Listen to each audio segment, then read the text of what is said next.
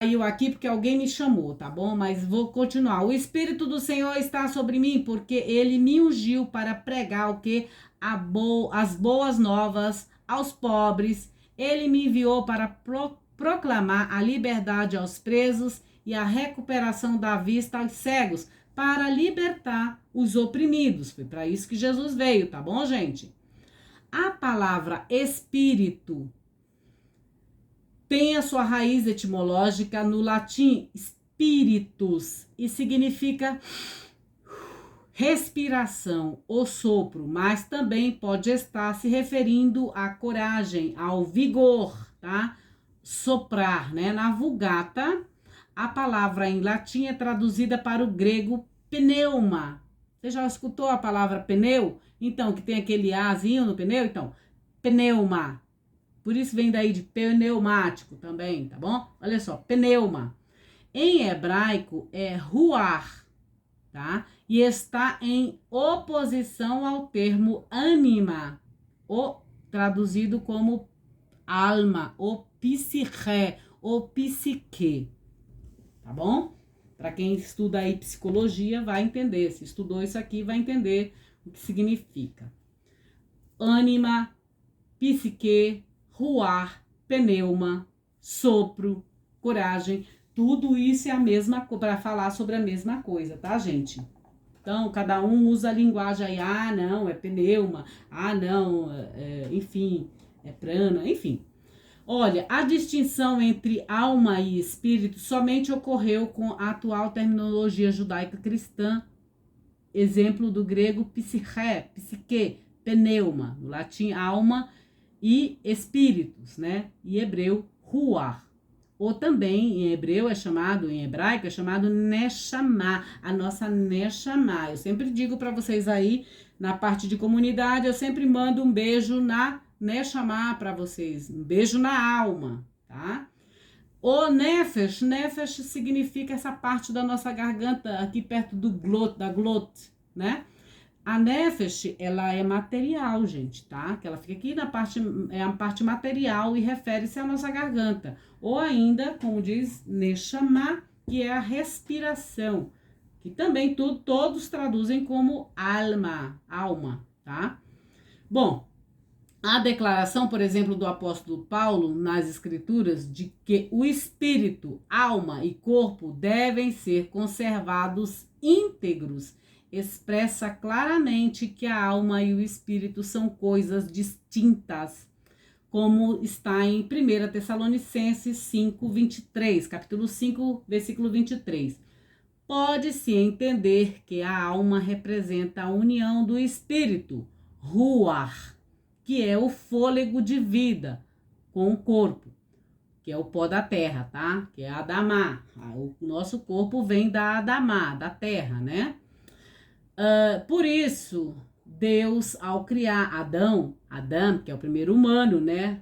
Adão, o tornou alma vivente, conforme está em Gênesis capítulo 2, ou Bereshit capítulo 2, versículo 7.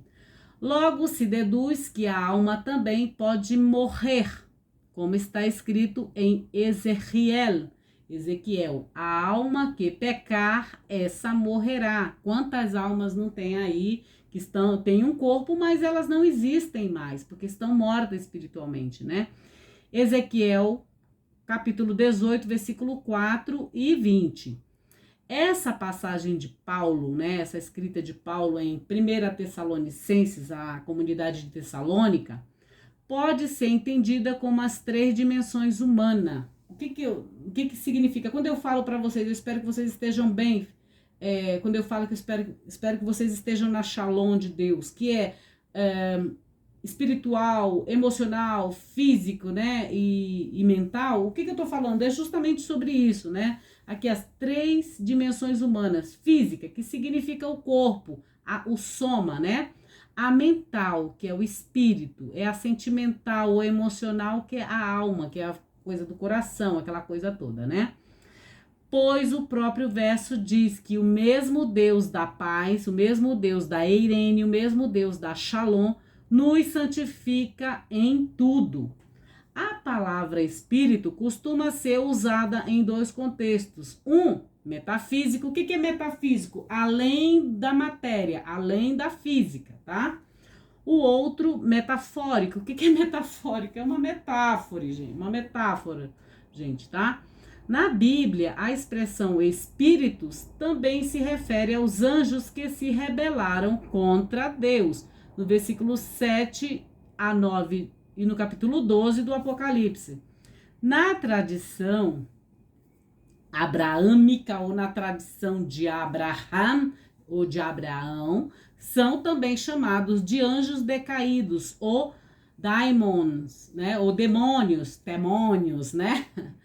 Eles subordinaram-se à liderança de um anjo rebelde que foi prominente na hierarquia angélica, comumente denominado por Satã, por Satanás, pelo adversário, pelo acusador, tá bom?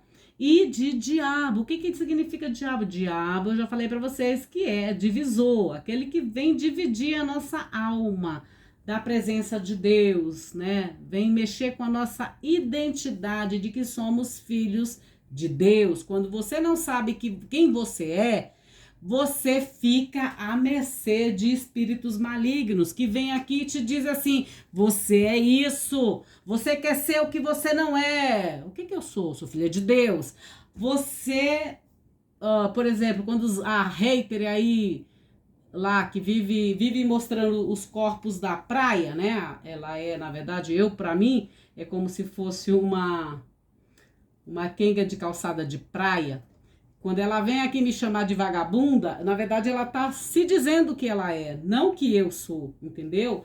Quando os haters vêm aqui falar que eu sou herege, aquela coisa toda. Então, se eu não soubesse quem eu sou, realmente, possivelmente eu iria acreditar em tudo que essas pessoas falam, porque elas vêm como diabos, elas são usadas pelo diabo para combater algo que é de Deus, que eu estou aqui falando para vocês sobre coisas de Deus, né? E não estou cobrando nada para vocês disso, né? Não vou dizer para vocês, saiba mais, vem buscar isso aqui, compra isso aqui. Eu disse para vocês que eu vou dizer para vocês comprarem, mas só depois, tá? Bem lá para o final do outro mês, tá bom? Mas isso, durante 2 anos eu tô aqui e não estou cobrando nada de ninguém, né? Mas não pensem vocês que eu não estou sendo combatida. Então, essas pessoas são usadas por Satã, por Satanás, por espíritos malignos e pelo diabo, porque vem, quando alguém te diz,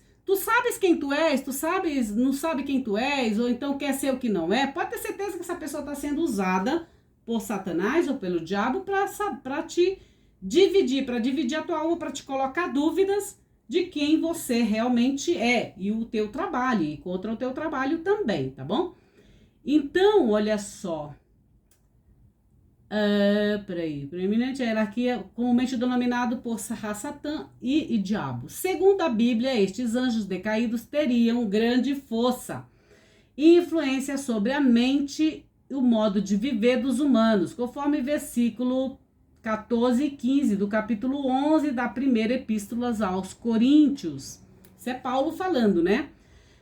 Operando grandes sinais de maneira que até fogo do céu fariam descer a terra diante dos homens. Versículo 13 do capítulo 13 do Apocalipse.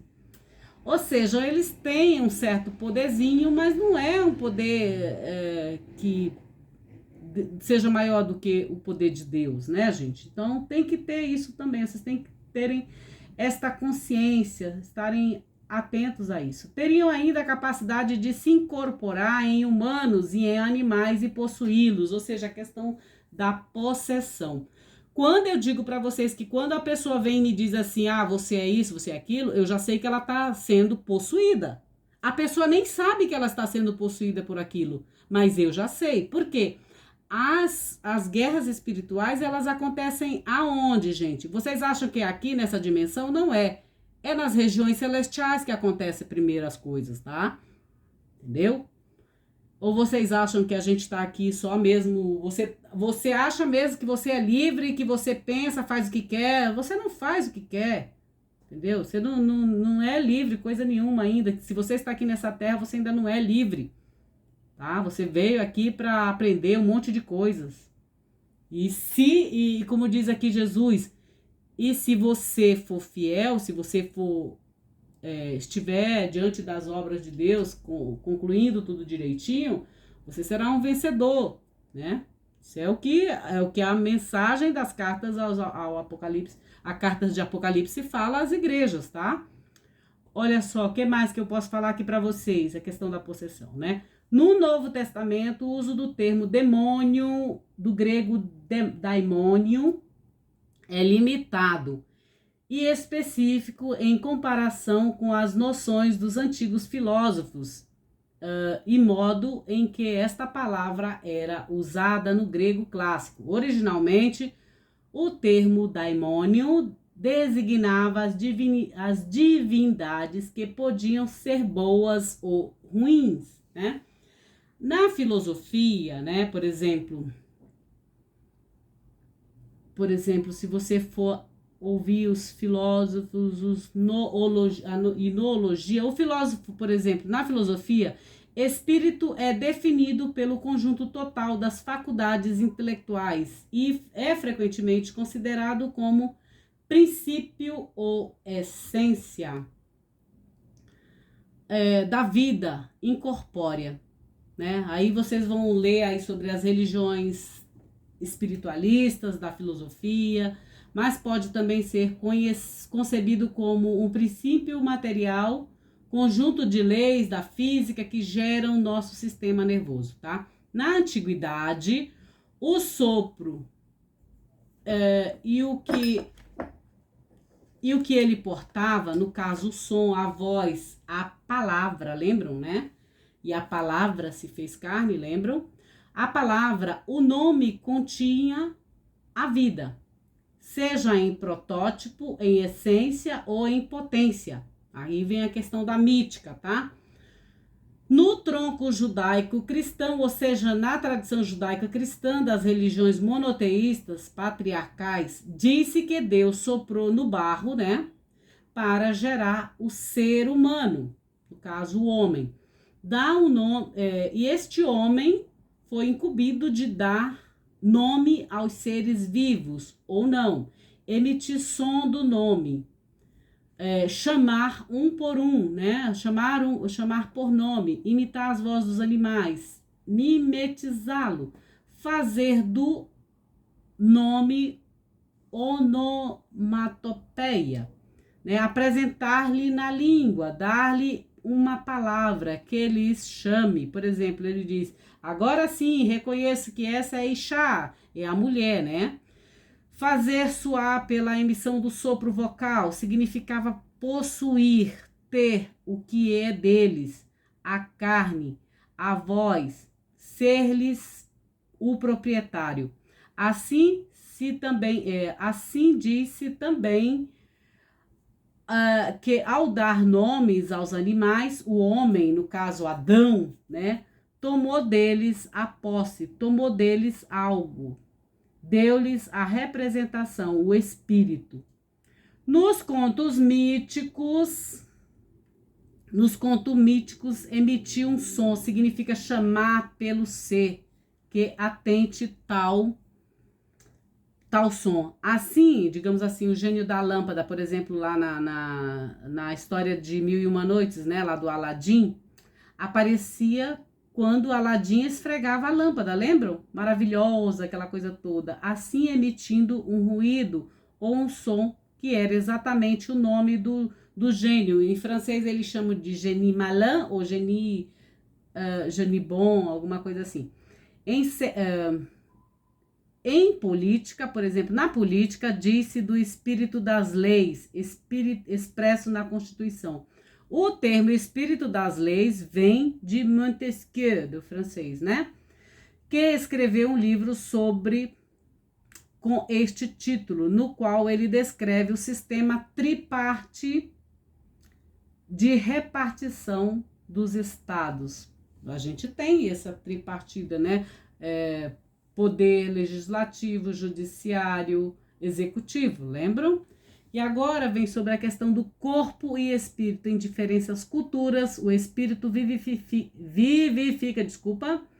o ser no mundo. O espírito também permitirá ao ser perceber o elo entre o corpo e a alma. Entretanto, muitas vezes o espírito é identificado com alma e vice-versa, sendo utilizados de forma equivalente para expressar a mesma coisa.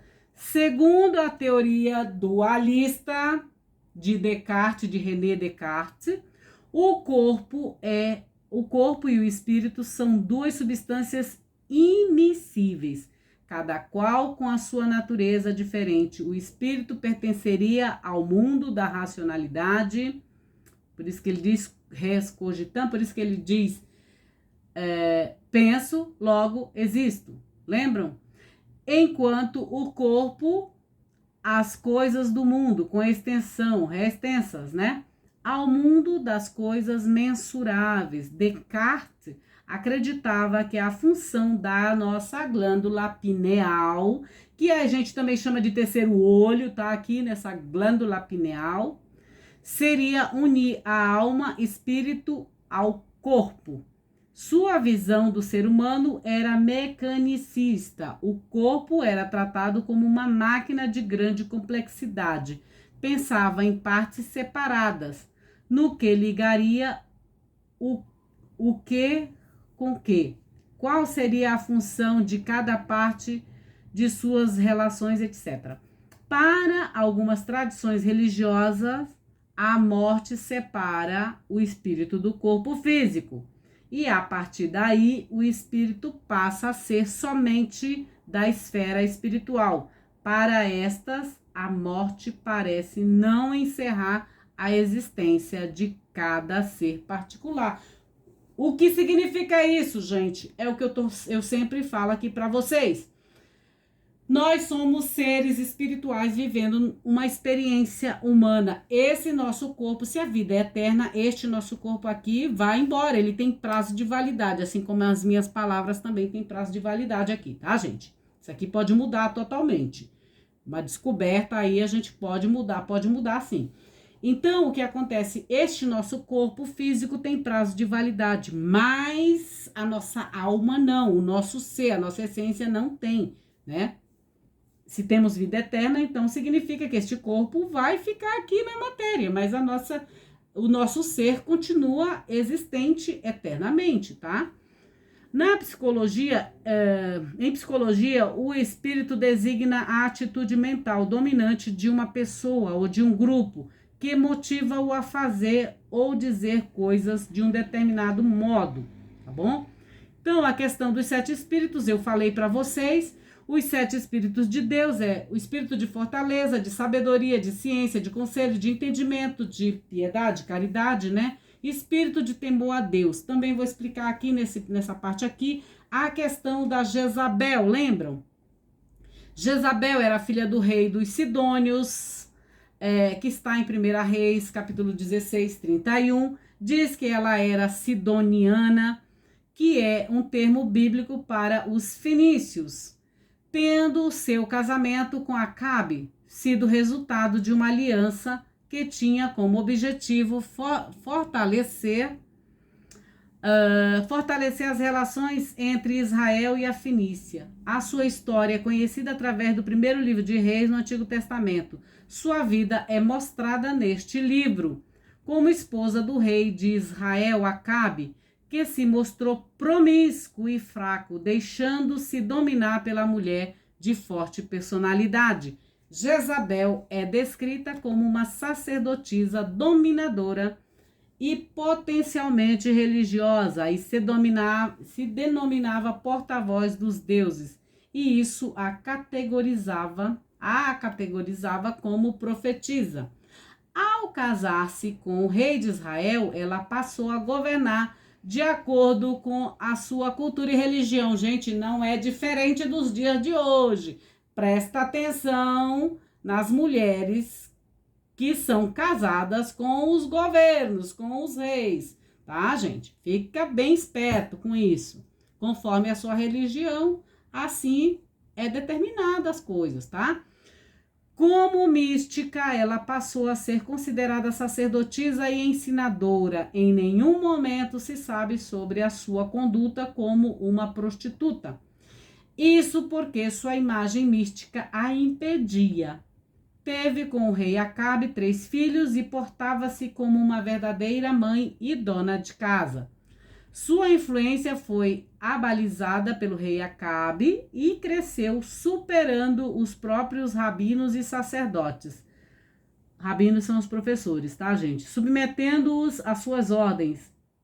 Israel, que já era teocrático, passou a adorar a Baal. E Jezabel cresceu politicamente e ordenava sobre o clero sacerdotal, obrigando os próprios sacerdotes israelitas a cultuar Baal, tá bom? Então, gente, é isso, tá bom? Fiquem com Deus, em Deus, para Deus, fiquem na bênção de Deus. Eu sei que foi são muitas informações no primeiro vídeo, nesse segundo, tudo sobre Pérgamo, sobre Tiatira. Então, meus queridos, se você ainda não é inscrito, inscreva-se no canal Bíblia com Francisca, aciona o sininho das notificações e vem participar desta comunidade digital que cresce a cada dia. Eu sou Francisca Grenza, teóloga por formação, e falo pra caramba, e principalmente sobre as questões aqui que são as narrativas bíblicas, gente. Eu sou apaixonada por esses textos, tá? Eu sou apaixonada pelos textos, pelas histórias, pela forma como eles colocam esses textos e como esses textos são atuais, pessoal. Como eles são atuais. Se você for analisar, se você for realmente raciocinar, não utilizá-los como forma de opressão, de medo, de nada disso, como muitos colocam aí para vocês ficarem assustados e tudo, correrem atrás de coisas que não tem nada a ver com o que os textos estão falando, mas é um alerta também para que a gente mude a nossa conduta, para a gente saber aonde estamos realmente concordando com as coisas de Deus e quando não estamos concordando com as coisas de Deus. Se vocês forem perceber, existem leis, existem ideias, existem pensamentos que são contra o que Deus quer da gente por meio desses textos, mas estão aí e são existentes. A gente nem pode falar contra eles, dizer assim, olha, Deus não concorda com isso aí. Se você for ler esse texto aqui, você vai ver que é contra. Se você for falar isso, você vai ser preso, né? Porque existem leis agora que falam sobre, que protegem até os erros, são protegidos, tá bom, gente? Então, é isso. O que eu quero trazer para vocês é conhecimento, são informações da literatura bíblica, e é isso, tá bom? E deixa eu ver aqui que eu ia mostrar para vocês. Ah, sim. E a bibliografia que eu indico para vocês é esta aqui, do Carlos Besteres, Francisco Ouro Fino, que se chama Apocalipse de São João, A Teimosia da Fé dos Pequenos, editora Vozes.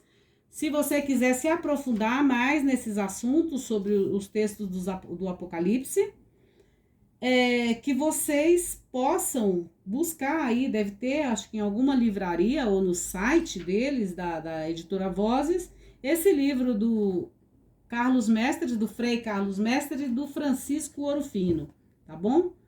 Então, é isso. Cadê aqui? Deixa eu ver aqui mais um pouco, o que eu posso falar para vocês. Então, na carta para a comunidade de Tiatira, João escreve, você deixa em paz Jezabel. Isso significa que até o momento da carta a comunidade não estava achando que Jezabel estivesse tão errada. Olha só, tem isso também, né? Pois ela vivia em paz dentro da comunidade. Aliás, como já vimos uns 40 anos antes, numa outra conjuntura, Paulo tinha escrito que comer ou não comer a carne oferecida aos ídolos dependia da consciência da pessoa, conforme 1 Coríntios 8, versículo 1 a 13, né? No fim do primeiro século, porém, diante da infiltração crescente da propaganda do império e das suas ideias gnósticas, a posição de João é bem mais radical do que de Paulo. O fato de ela ter recebido o apelido de Jezabel é sinal de que, como Jezabel do Antigo Testamento, propunha uma certa aliança com o império e ensinava que comer carne imolada aos ídolos e participar de alguns atos de culto não era contrário ao evangelho. Por isso, ela é condenada como falsa profetisa. Queridos, vejam como tem informações, né? Grande beijo para todos vocês. Bom final de semana. Shabbat Shalom para todos. Muita paz, muita Irene, muito dinheiro no bolso, muita saúde, porque a gente precisa de matéria para viver neste mundo. Tchau, tchau, queridos. Fiquem com Deus.